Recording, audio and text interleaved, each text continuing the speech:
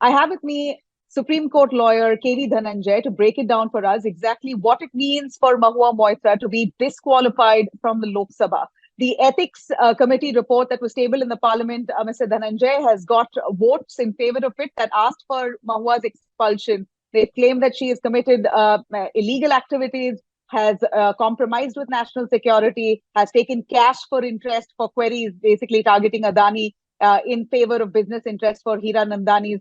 So these are heavy allegations, which the ethics committee now has probed, submitted the report and said that she's, and the parliament has all voted, at least a large number of votes have come in favor of that report, of that committee report that asked for her complete expulsion. What next for Mahua Moitra? Is there legal recourse for her, Mr. Dhananjay? Well, yes. First of all, there of course is some legal recourse, but not a very conventional and not a full-fledged legal recourse. What the order of expulsion essentially means is that this term of the current Lok Sabha, which will expire, I think, in the first week of May 2024, she is expelled as a member for this term. So even if she chooses to not question this before any other forum, then she is eligible or entitled to contest the 2024 May election to the Lok Sabha. And should she be successful in that election, she would be able to enter this very Lok Sabha in the last week of 2024 May or maybe June. So the expulsion order runs out on its own. At the end of the current term, number one. Number two, as to what legal recourse she would have, the law does not provide for any specific appeal. But in cases like this, it is always possible for her to approach the Delhi High Court on some of the established grounds. Some of those established grounds could be that as a matter of parliamentary convention, she ought to have been given an opportunity to explain herself before the voting took place, because an expulsion is a very drastic form of punishment that the Lok Sabha would inflict on its member. So the convention that we've built up over the years and decades say that before a person is expelled, the people who are asked to vote must have an opportunity to listen or hear that person's side of the story. So she may very well go before the Delhi High Court and argue that she ought to have been given an opportunity to explain her side of the story and why the voting should not have been against her. So the Delhi High Court, of course, the way the courts, of course, are structured and the way cases like this play out is it would be a couple of months before the court gets to decide finally. So given the short time and there's frame, there's barely 6 months for 2024 Lok Sabha election. So she could wait until then to contest again and come back. Either way, she seems confident. She says that this has boosted her political career, if anything. The other thing is, now what we saw when Mr. Rahul Gandhi was convicted for the 2-year term is that conviction led to his disqualification, and that disqualification would operate across the country. But that is not how an expulsion from the Lok Sabha would work. Now, in the next 4 or 5 months, should the Mahua Moitra be eligible or want to contest an election to any state legislative assembly, maybe a West Bengal legislative assembly, she's free to do that. So this does not operate like a disqualification would operate like as it did in the case of Mr. Rahul Gandhi until that disqualification was stayed by the Supreme Court. So that is how this is done. And expulsion is a very drastic form of punishment. And the Supreme Court, in a couple of cases, has in fact said that there is power available to the Lok Sabha to expel a member for extremely outrageous conduct. So the power is very much available to the Lok Sabha to do what it did.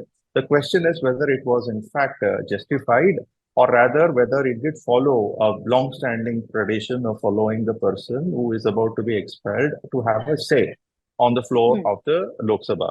So apparently, I think on that aspect, there seems to be an error here. Perhaps she could have been given an opportunity, and members who wanted to vote against her could have still done that after having given her some opportunity to explain. I think that might be the way to look at this. All right. So finally, the step forward for her is to basically next to reach out to the High Court. Is there a way that she could knock the doors of the Supreme Court as well? What's the procedure on that front? The Supreme Court, no, because it's not a fundamental right here. It's a well-established right, but it's not a fundamental right. So unless your fundamental right is reached, you would not be able to go to the Supreme Court. So Okay. because Delhi High Court presides over the territory where the Lok Sabha is situated, it would be the Delhi High Court. In fact, as a matter of law and as a matter of technicality, she could also approach the Calcutta High Court on the ground that the Calcutta High Court would have jurisdiction over the whole of West Bengal, from which in which is the territory where she got elected. So she could also choose to go to the Calcutta High Court. Got it. Final word. The ethics committee report also suggests that she's committed a heinous crime, compromised with national security, taken money. So they're asking for a legal probe to be initiated on this matter, because this is an ethics committee of the parliament. Now they want this case to be taken up legally. Mahua Moitra and Darshan Hiranandani's money trail to be probed. So if this takes a legal turn, could that mean she'll still be able to contest 2024 if a case is initiated, a legal case? Yes. Now, for a legal case to be initiated, the Lok Sabha Secretariat will have to write to the police station. Or for that matter, they will have to write to the central government, and the central government will have to make a reference either to the CBI, or the Secretariat will have to go and complain to the police station, which will then hand over the case to the Delhi police. Now, that would be the established protocol. And should an investigation be initiated, that will in fact not come in the way of her contesting an election, because as law will stand in this country, a person will have to be tried in a court of law and then convicted for a certain length of time, for a certain term of jail time. It's only then that disqualification will kick in, and that will be a bar for contesting an election. But Right. otherwise, pendency of investigation is never a bar for contesting an election. So if a crime investigation were to start, that will be no bar for her to contest any election. Mahua Moitra, on her part, says that there is no norm or law to govern this very aspect of sharing parliamentary login details to anyone, to an unauthorized person. So how would you look at that? There's no law in place. So the parliament ethics committee saying that she's committed a crime and that it's illegal. Then where is she asked for? Where is the guidelines? Where is the law that says we can't share it? Well, I've seen her interview on your very channel, and she and I think she was quite convincing in that interview. So it is true that it's not a crime to share passwords, or for that matter.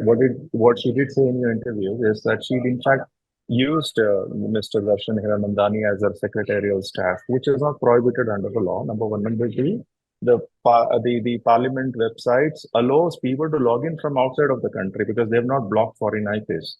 So, the interview that we've seen of her in your channel basically suggests that she does have a say here, a very compelling narrative and a say.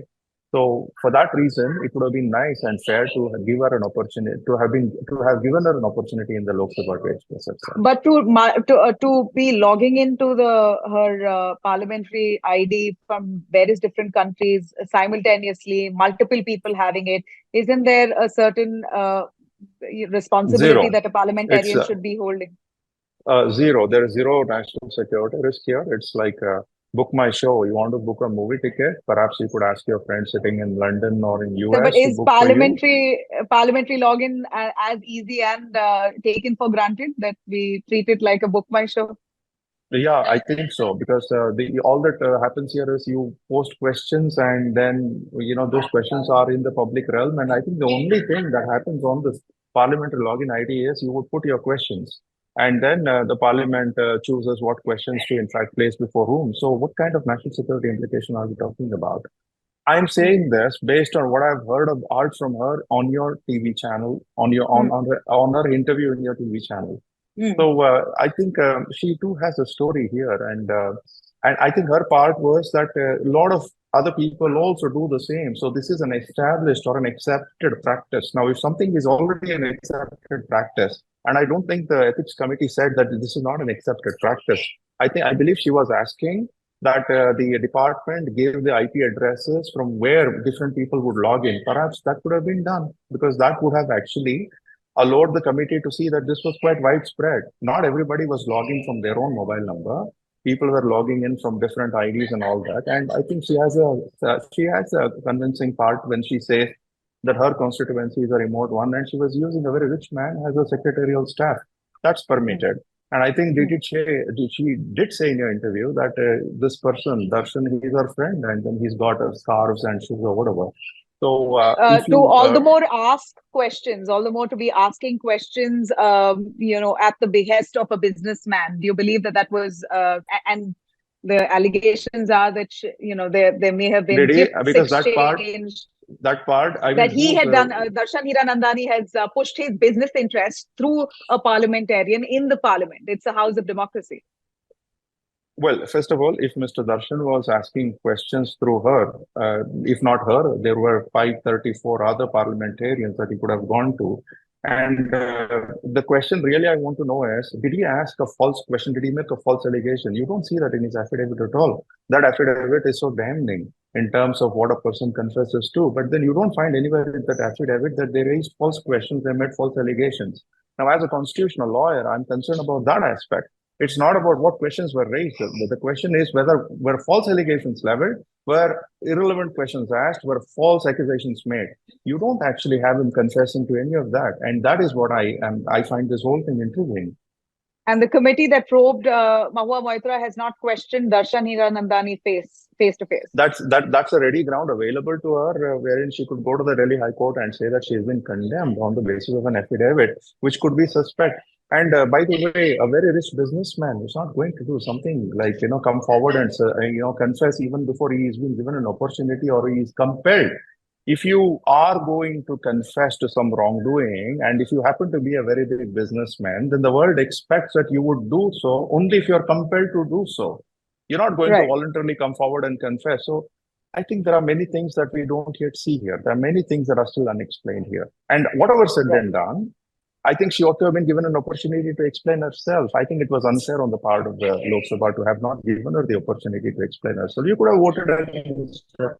More people could have voted against her, perhaps after hearing her side of the story. If her side of the story was outrageous, it was like trying to justify what will never be justified, then it was entirely possible that more Lok Sabha members might have changed their mind and voted against her.